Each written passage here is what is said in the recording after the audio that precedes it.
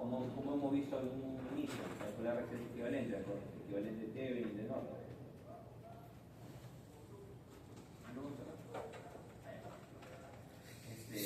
Bueno, pero ya lo conocen. Sí, hay otro. También se supone que han visto eso. Entonces, lo que tienen que saber es cuál es la resistencia equivalente del sistema. Y con eso van a poder saber cuál va a ser la corriente, la función que representa la corriente. Tenemos una división. Acuérdense que para resistencias no importa la polaridad. En cambio, para los condensadores sí. Siempre y cuando sean condensadores polarizados, ¿ok? También condensadores cerámicos.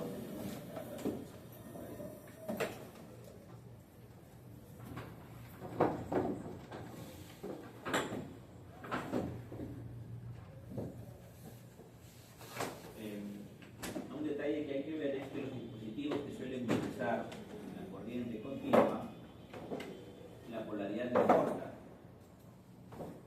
Y el tema es que este tipo de polaridad es la más, por así decirlo, complicada. Después, existen elementos que no hemos llegado a ver a detalle, solo los he mencionado, que son los transformadores, por ejemplo.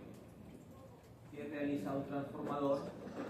Pues el transformador te permite poder aumentar o disminuir el voltaje o la tensión en un circuito secundario, por así decirlo. ¿Okay? Y es siempre y cuando sea de corriente alterna. Idealmente manteniendo la potencia. Idealmente, porque ¿a qué nos referimos con idealmente? La potencia se calcula como V por I, ¿no? Voltaje por corriente. Entonces, si disminuyo o si hago que en la salida el voltaje secundario sea la mitad de mi voltaje primario, en teoría la corriente debería ser el doble para mantener la potencia. Sin embargo, eso no ocurre en la realidad, porque todo sistema no tiene eficiencia 100%. ¿Sí? Siempre hay una pequeña pérdida. Entonces, si mal no recuerdo, en los transformadores lo típico es tener alrededor de 70 o 80% de eficiencia. Siempre hay una pérdida ahí asociada.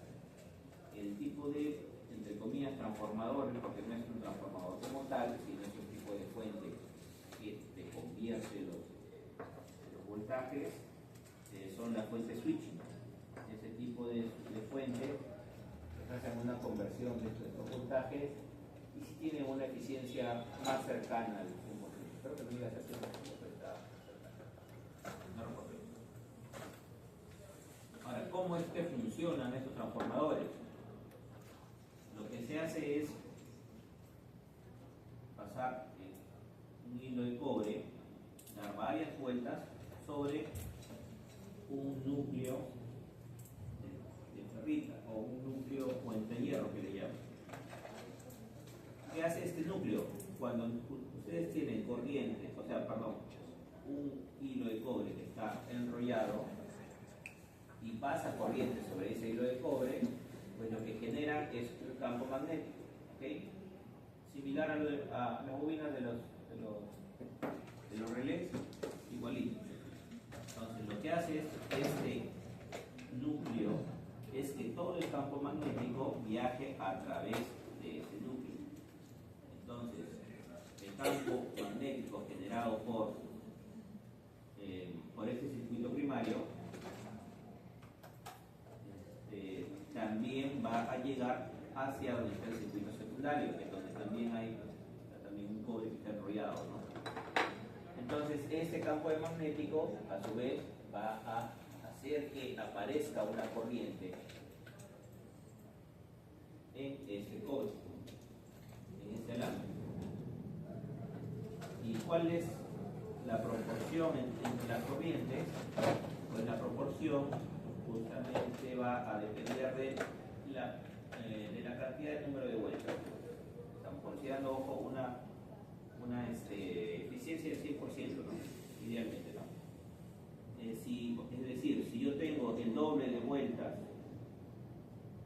del devanado de color rojo, en el circuito secundario, el voltaje vendría a ser la mitad y la corriente que tiene que aparecer es el doble. ¿Okay? Entonces, el voltaje varía específicamente dependiendo del número de vueltas en cada uno de los bobinados. Y a menor voltaje, para conservar el tema de la potencia, pues no está la corriente. Entonces, básicamente así es como funciona un transformador. Dependiendo de la relación del número de vueltas, tú puedes aumentar o disminuir el voltaje de salida. Y con eso también pues cambia la corriente que puede proporcionar. ¿Para qué se utilizan estos los transformadores? Los que antes han tenido un transformador no lo pueden conectar directamente. La Wii, exacto. Veloz, pero de alternativo. Pero, Los actuales ya traen pero, o sea,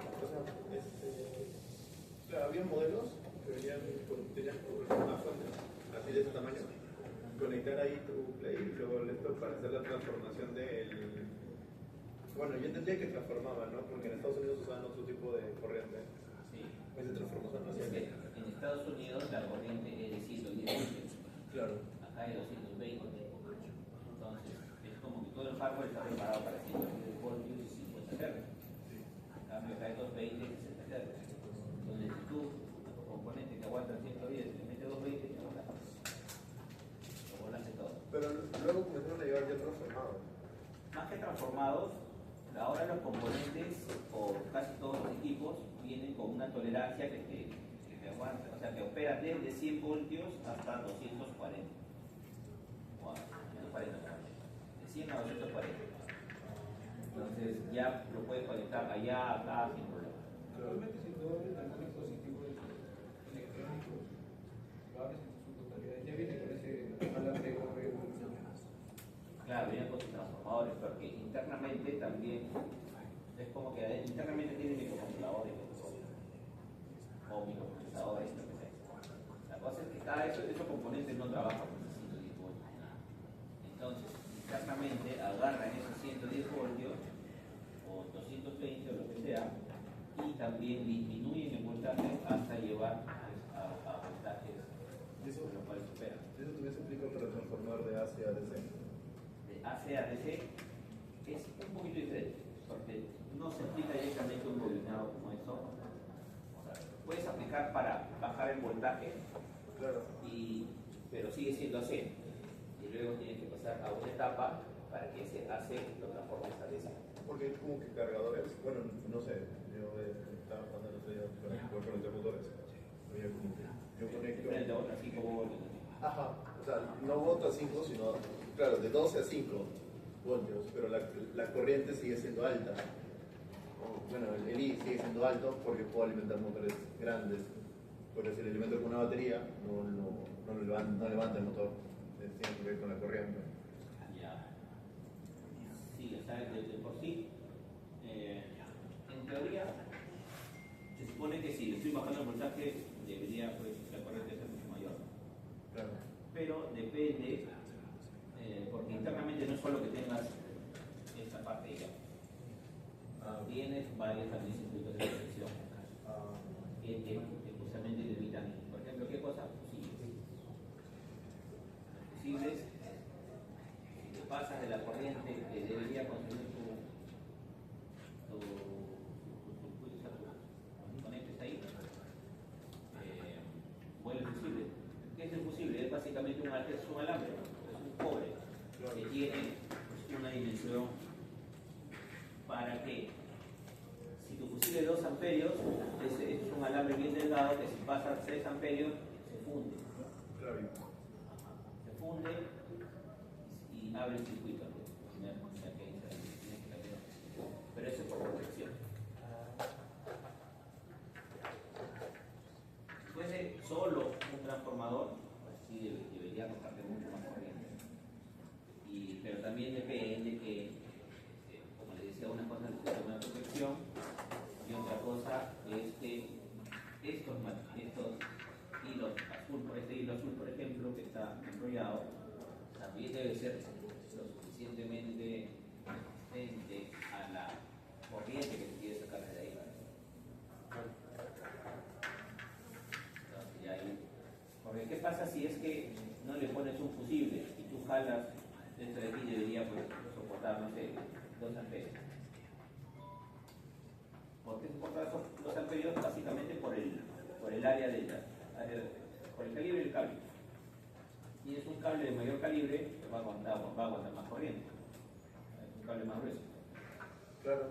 O sea, si yo, por ejemplo, en los jumpers que estamos hablando, no le puedo pasar AC. ¿No le puedes hacer qué? AC. Ya no falla. Los del kit. Ya. No le puedo pasar AC porque volaría. Si le coloco AC directo. No, porque los kits trabajan precisamente con DC, ¿no? Ah, Y ahorita es como mezclando con. ok. Les decía, si no tuviese ningún tipo de protección, ¿quién te limita cuál es la corriente que puede pasar? Básicamente, los materiales con los que está fabricado. Entonces, acá en cada lado, pues es un hilo de cobre enrollado en cada lado. Entonces, va a depender de justamente cuánto es el grosor de ese hilo de cobre, porque mientras mayor sea el calibre, como se llama el cable, entonces te puede aguantar más corriente. No lo había entendido. En ambos lados es la misma cantidad de vueltas, o sea, No, son distintas. O sea, a la mitad, o sea, uno tiene la mitad. no necesariamente la mitad. La relación del número de vueltas va a depender, de ahí depende la relación de transformación. Es decir, si el azul tiene la tercera parte del número de vueltas que el rojo, entonces el voltaje obtenido en el azul es la tercera parte. Entonces, esos transformadores se fabrican en base a una necesidad.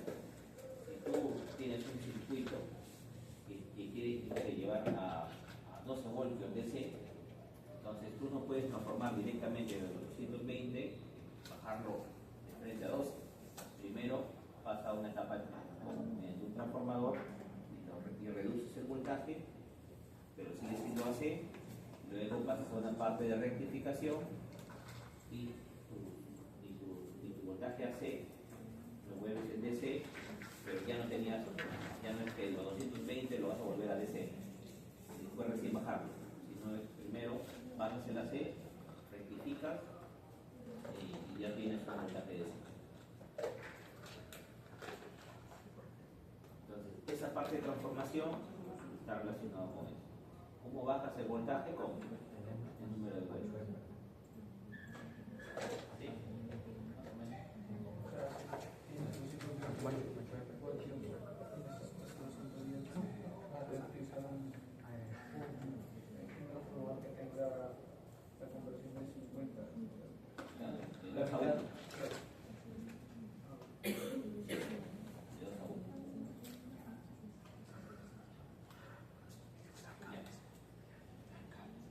Y les decía, el tema es que si bien ya pues, tienes el cobre, estos cobre es como un cobre que tiene un barniz, porque de nada serviría, siempre el cobre pelado, por así decirlo, y se tocan entre sí, hacen como un cortocircuito, no importaría para nada lo de ustedes. Entonces normalmente estos cobres tienen pues, como una capa de barniz. Entonces, si pasa más corriente de la que debería, el cable se calienta, el barniz se derrite, se funde el barniz, ahí corta. Entonces, por ese tipo de cosas es que siempre se utilizan pues, cosas elementos de conexión, como los fusibles.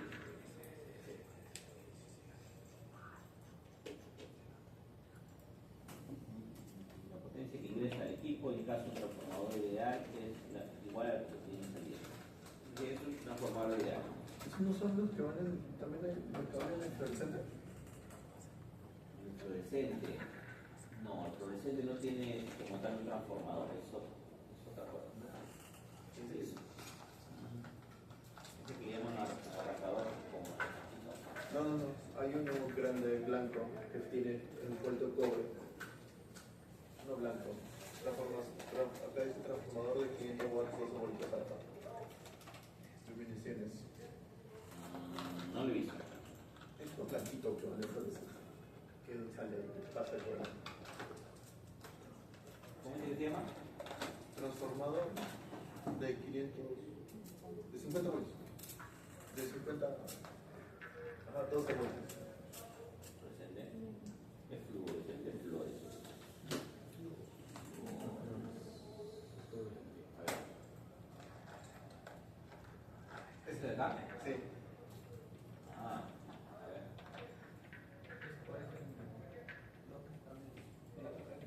¿Qué dice acá?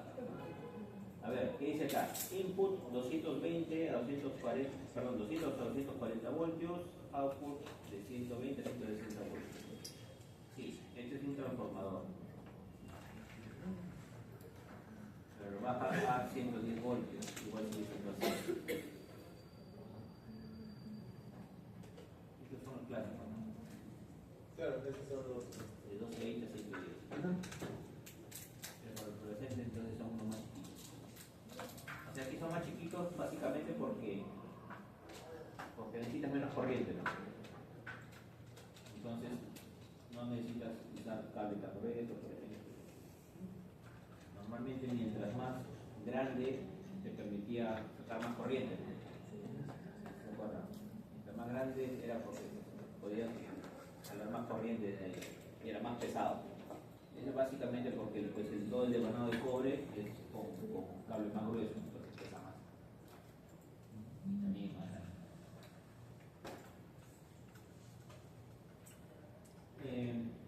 Entonces, cada equipo, cada componente, pues tiene una especificación de voltaje distinta, ¿no? O sea, todo lo que hemos estado hablando lo relacionamos con cuál es el voltaje al cual trabajan los componentes. Entonces, nosotros cuando necesitemos pues, alimentar un dispositivo o un equipo, tenemos que estar seguros cuál va a ser la alimentación o el voltaje que necesita cada uno de sus componentes. O cada sistema.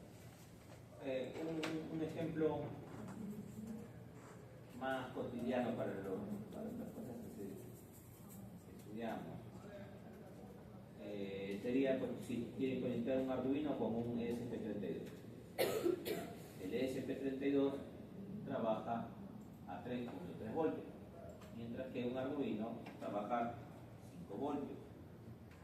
Entonces, si quiero que ambos compartan señales, pues directamente tendría que hacer un artificio para que el ESP32 pueda leer correctamente el Arduino, como un divisor de voltaje.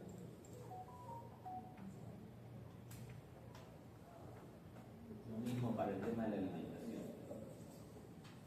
Ambos podrían ser alimentados de la misma fuente, pero haciendo un divisor de voltaje para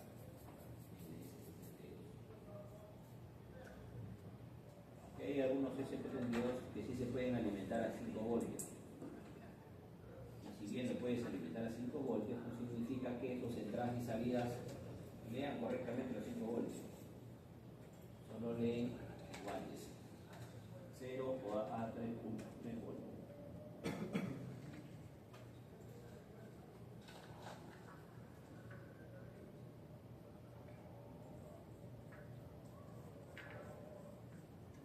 Y así como tenemos los transformadores, otro de los componentes que tenemos son los reguladores.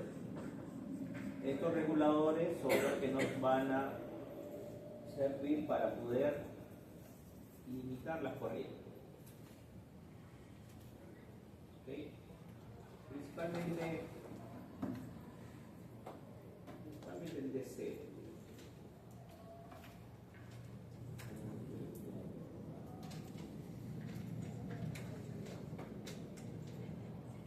No, después de DC. O sea, se utilizan bastante en DC, pero también se pueden utilizar en AC. ¿Para qué nos puede servir esto de aquí, estos reguladores de corriente? Para los estabilizadores.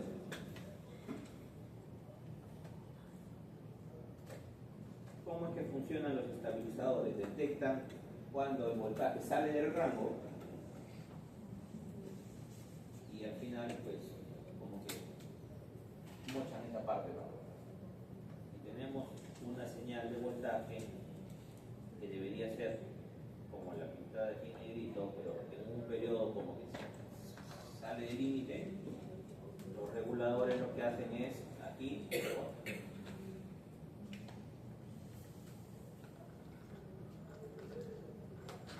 ¿por qué se da estos picos o estos sobrepicos en el voltaje? Principalmente por los motores, por los arranques de los motores. ¿Okay? Cuando se necesita arrancar un motor,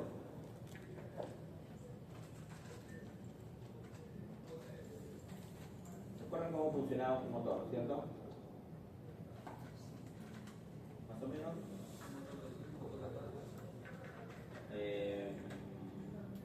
¿Cuál sería? Un motor DC, un motor AC.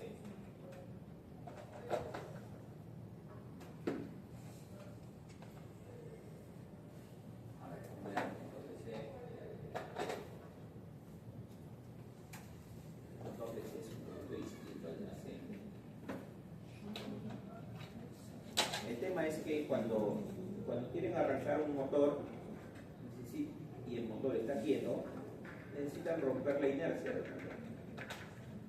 Entonces, para romper la inercia del motor es que al inicio se requiere un pico más alto de corriente. ¿Okay? En nuestras casas, por ejemplo, ¿cuáles los ejemplos más clásicos de esos motores? La refrigeradora tiene como un motor que tiene que arrancar para hacer la compresión del refrigerante que va a permitir el enfriamiento de la red. Entonces, para arrancar pues, justamente los motores, es que al inicio en el arranque necesitan jalar un poquito más corriente. Entonces, antes, cuando ocurría temas como apagones, por ejemplo, y llegaba la luz de arranque, ¿se acuerdan qué se decía antes? Desconecten todo el televisor.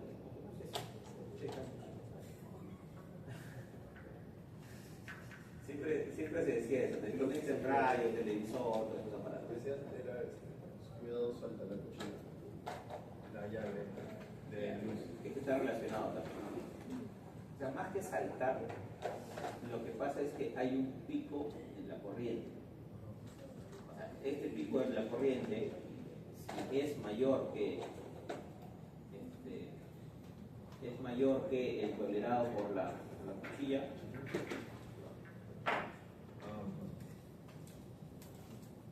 entonces estos picos de corriente se afectaban principalmente a los aparatos electrónicos, como el televisor.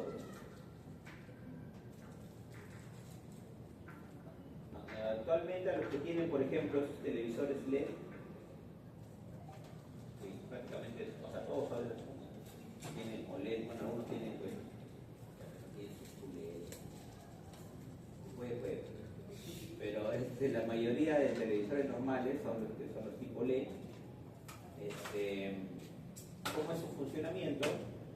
Básicamente es como que se muestra como si fuese una especie de silueta y en el fondo hay una luz blanca, la luz de backlight, que es accionado por unos LEDs blancos que están que apuntan como que a una pantalla y en la parte de delante como que el proyector que se ilumina, todo de blanco, y cuando la silueta que se muestra en la pantalla contrasta con la de fondo, recién se ven todos los colores.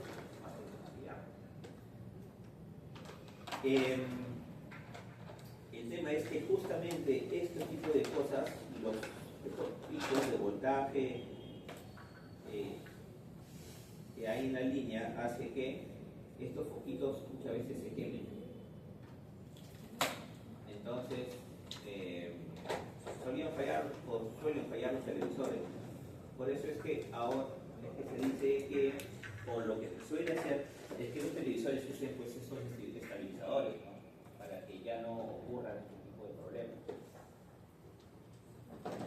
Y aunque no crean, esto sigue pasando, ¿ah? Porque muchas veces el voltaje o la línea eléctrica de nuestros hogares no es 100% estable, ¿no? Siempre hay como que ruido. Entonces, es bueno tener un estabilizador. Inclusive ya me pasó a mí. Por ejemplo, en mi casa, uno de los estabilizadores estaba sonando raro, según era, y por eso lo desconectó, y después de un tiempo ya aprendió el estabilizador. ¿Qué pasó con el estabilizador? Ah, no, es que los sonaba raro. Bueno, lo voy a hacer. Entonces, ¿cómo es que se logra evitar este tipo de sobrepicos? Con reguladores de voltaje. Los clásicos estabilizadores. ¿Qué hacen? Básicamente es como un comparador que cuando el voltaje de entrada es mayor de cierto umbral, pues, que se abre un rato el circuito.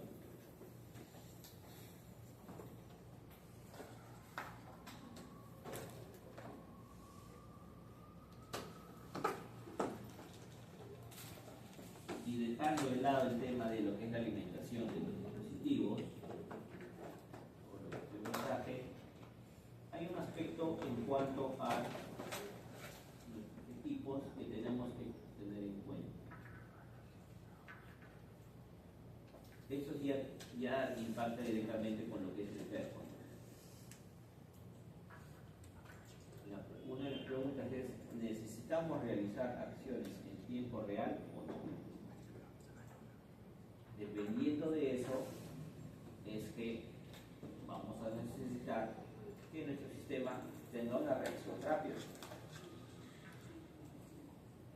Para el tema de tiempo real, sí o sí se debe tener una reacción rápida. Entonces, existen algunos sistemas operativos en tiempo real que permiten ejecutar tareas y controlarlas dentro del sistema de control. Es un poco parecido al que hemos estado haciendo nosotros con el control de velocidad del motor. Es en tiempo real, por ejemplo.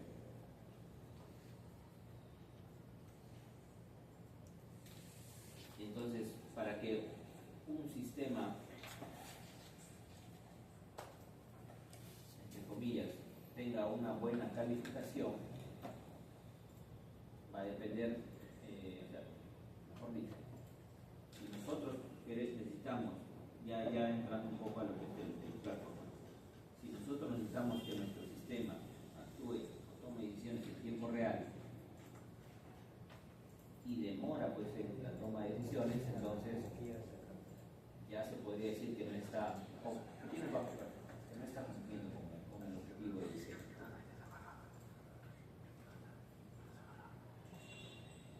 Pero no todos los sistemas utilizan el tiempo, o sea, necesitan tomar decisiones en tiempo real.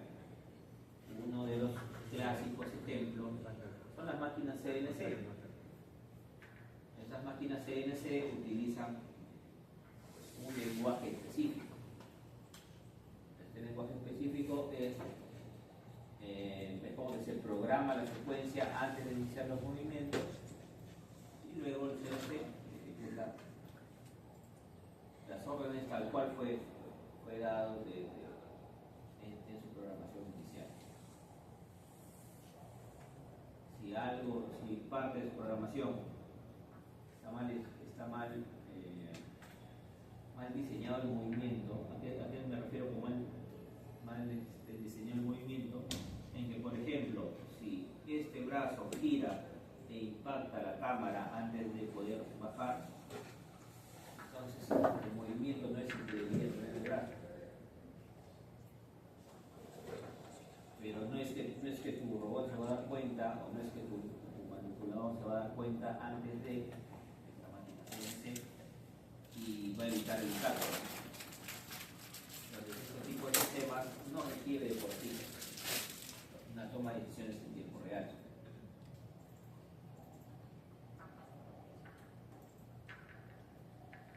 Pero hay otros sistemas que sí. Sin embargo, el hecho de que nosotros tratemos de que reaccione en tiempo real tampoco necesariamente va a tener el mejor performance solo viendo el tema de programación. Tenemos un caso, por ejemplo, el del iPhone, que básicamente era un pequeño robot con la idea de integrar varias cosas que eran, ¿cómo decirlo?, cotidianas, domésticas, para hacer un pequeño robot. Se utilizaba, por ejemplo, en ese entonces una webcam, esa era una webcam bastante antigua, ¿no? Una cámara webcam. Y se utilizaba pues un microcontrolador también, ¿no? Y se había hecho un pequeño robot. Entonces, la idea de este robot es que pues, pueda realizar acciones o tomar decisiones en tiempo real. Por ejemplo, el seguimiento de una pelota.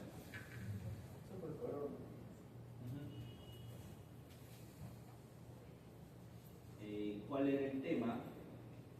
Bueno, acá muestran un poco de cuáles son las características del microcontrolador que tenía en ese entonces. Pues tenía un módulo wireless, tenía una pantalla LCD,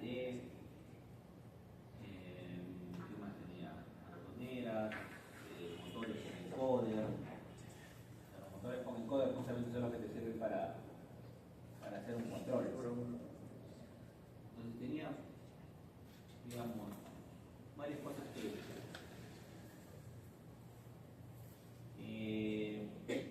se podría decir que eran suficientes, ¿no?, para poder hacer un control y tomar acciones en tiempo real, ¿no? Corto en serie, corto en paralelo,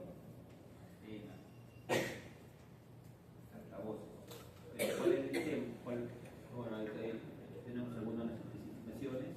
Por ejemplo, era un controlador de 32 bits con un megabyte de RAM, nivel 2, una memoria de programa de 512 kilobytes, un puerto paralelo, 3 puertos seriales, eran 2 ATTL y 1 24 voltios. Son las características del microcontador que se utilizó.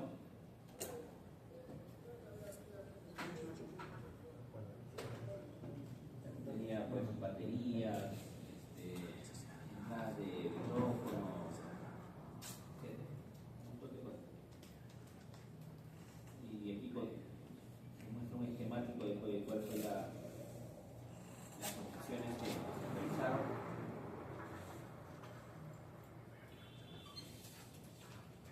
Teníamos un módulo Bluetooth, 3 puertos seriales, de los cuales dos eran CTL, por aquí está el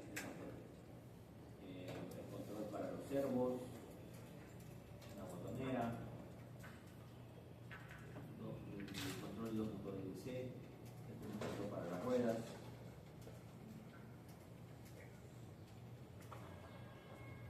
Y este robot pues tuvo como que diferentes versiones, ¿no? El primero fue un prototipo. El segundo, bueno, se fue comprando. El segundo fue, ya no tenía, no era una sola tarjeta, ya eran 2 tarjetas igual. Uno también, ¿no? Speaker Microphone Board. Ya en el Mark II se cambió el circuito de audio. 2.1 es una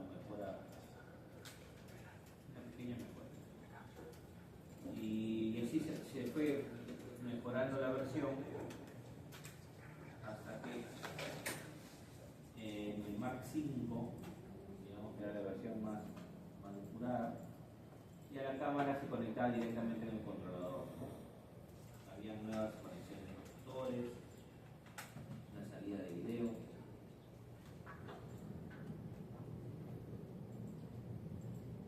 También se muestran cuáles eran las especificaciones en cuanto a la alimentación que necesitaba, cuánto es su consumo de energía, y con eso se podía saber también cuál era la autonomía dependiendo de la batería que se colocaba.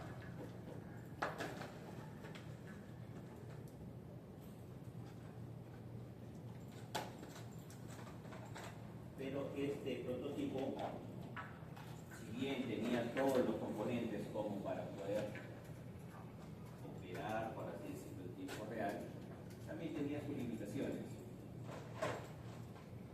La principal limitación, o mejor dicho, entre las limitaciones que tenía, era que pues, estos robots pues, tenían primero tenían una webcam que en ese entonces pues, no, la resolución no era buena. Esa es su primera limitación. Entonces, con ese tipo de cámaras no podías hacer pues, algoritmos complicados, porque no tenían la suficiente definición como para usar quizás un algoritmo de reconocimiento de bordes, por ejemplo, para que tengan imagen. Ese es uno. Dos, los microcontroladores que estaba utilizando pues no era muy potente, que digamos. Entonces no podías usar temas de procesamiento de señales para la cámara. Quizás podrías haber hecho temas de procesamiento si es que no tenías nada de control de velocidad de motores de repente. Pero si ya estás utilizando tu microcontrolador para hacer un control de velocidad de motores, pues no creo que te dé adicionalmente para poder hacer todo un procesamiento de imagen.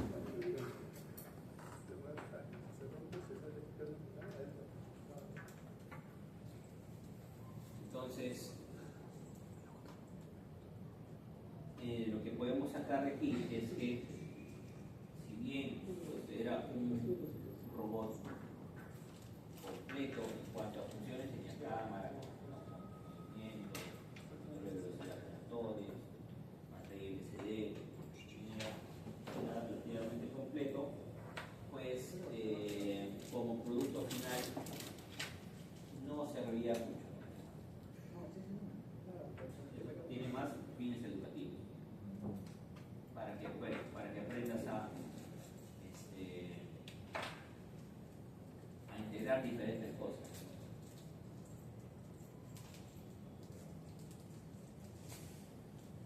¿Qué se hubiese recomendado, por ejemplo, para ya tener como un producto terminado?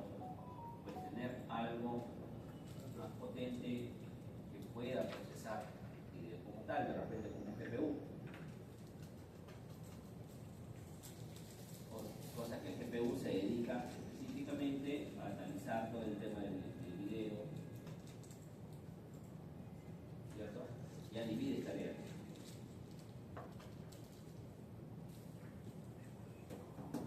Entonces, muchas veces el diseño que nosotros realicemos tiene que ir de la mano con mejor dicho, el performance de los sistemas que nosotros diseñemos va a depender mucho del hardware que nosotros seleccionemos también para la construcción del mismo. ¿Okay?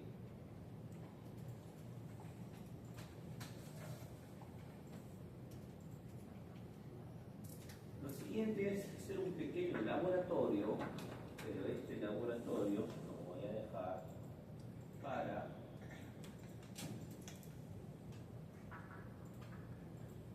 el día lunes.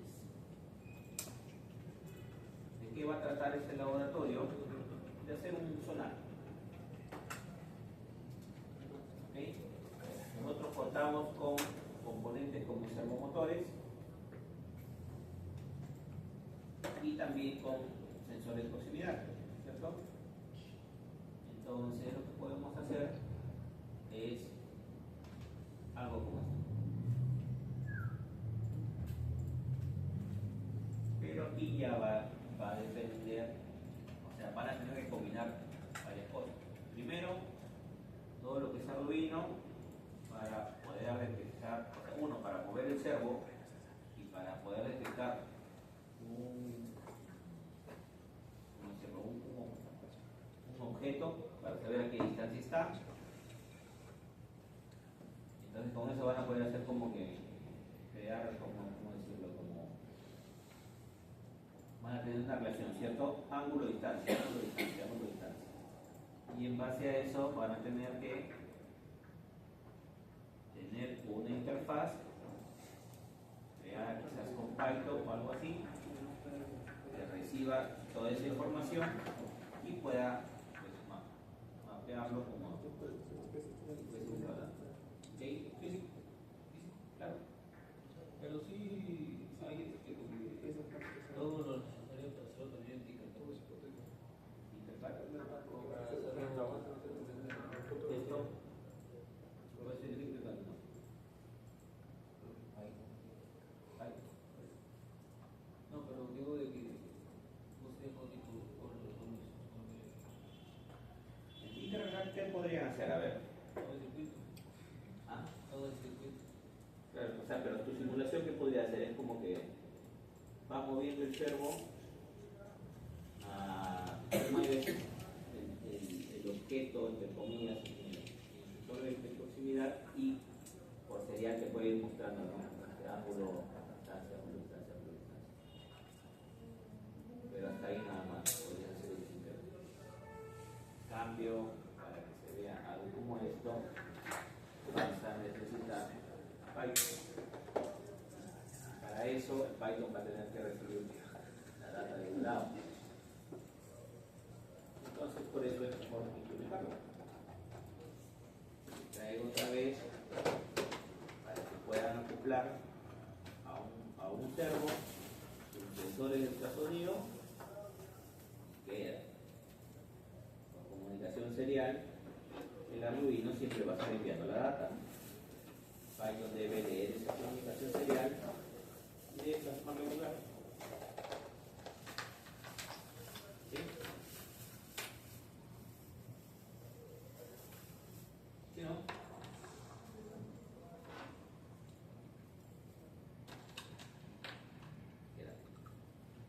Eso va a ser para remate. ¿Qué más?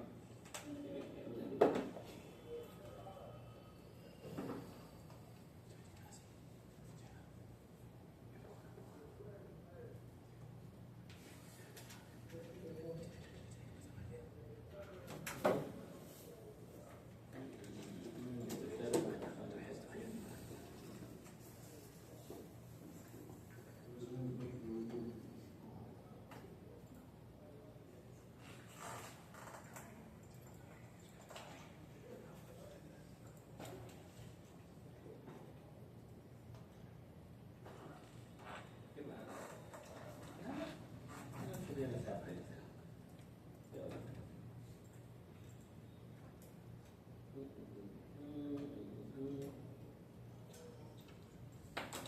Como conclusiones, pues a diferencia de los sistemas robóticos de monitoreo, donde los sensores básicamente interactúan con el exterior, el sistema no tiene ninguna retroalimentación. Eso es lo que hacíamos antes, ¿no? Pues, era como que teníamos sensores de proximidad,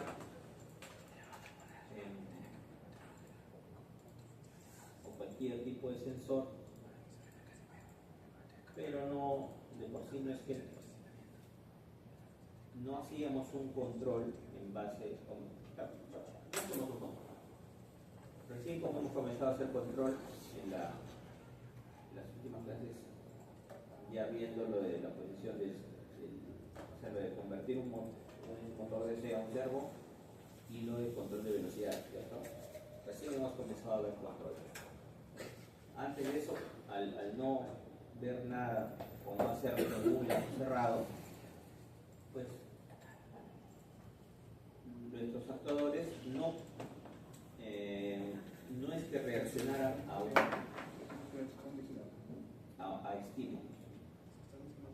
Básicamente recibían una orden y ejecutaban, pero esa orden no tenía ningún, ¿cómo decirlo? No tenía ningún feedback, ¿no? Ninguna retroalimentación. Entonces, ahora los sistemas lo estamos haciendo y ya están cerrados. Ya dependen de una retroalimentación.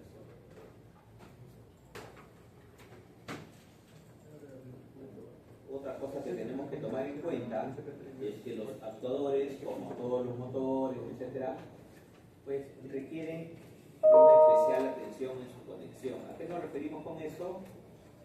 A que, como ya he repetido más de una ocasión, nosotros no podemos alimentar pues, un motor desde el Arduino. Los motores se energizan desde las fuentes externas porque consumen mucha corriente. Entonces, a eso se refiere con que tenemos que los actuadores requieren una atención especial en su conexión. ¿Sí? Es necesario integrar el funcionamiento de los sensores con los actuadores en un solo sistema a fin de cumplir los requerimientos relacionados al monitoreo de respuesta a un sistema robótico. Ok, ¿a qué se refiere con eso? En que nosotros inclusive podemos tener como que diferentes etapas. Llevándolo un poco, llevándolo al caso del iPod, ¿cómo era? ¿iPod?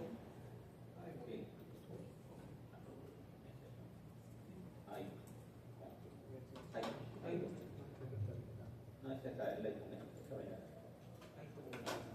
llevándolo a este caso, o sea, no significa que todo sí o sí tenga que estar en un único dispositivo.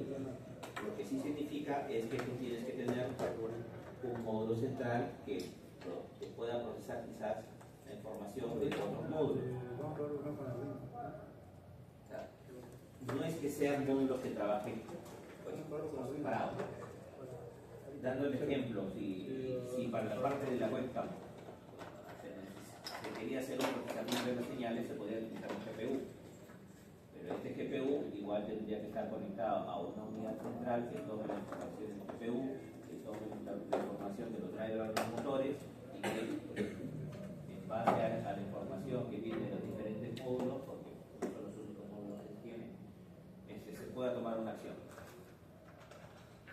O sea, a eso se refiere este punto, y que sí o sí todos los sensores y actuadores pues tienen que llegar o deben poder recibir alguna orden, por así decirlo, desde la unidad central. Repito, no es que solo sea un único, digamos, no es que sea un único microcontrolador donde ahí vas a insertar el programa de todo. Puede ser que pueden dividirlo en módulos, pero igual necesitas una unidad central que se comunique con todos y haga la toma de decisiones.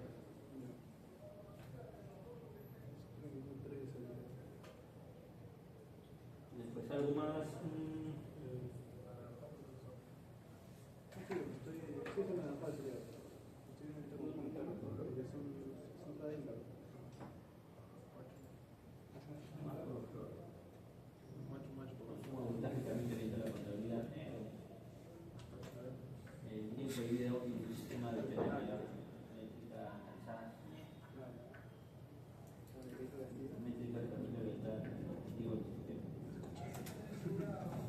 Cuando las referencias, tenemos tanto referencias bibliográficas como referencias web.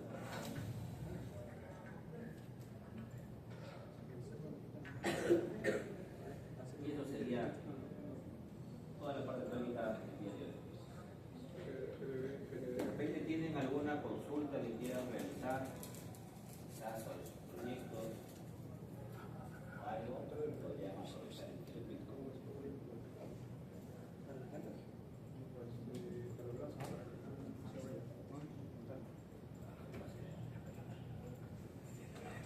Ese también.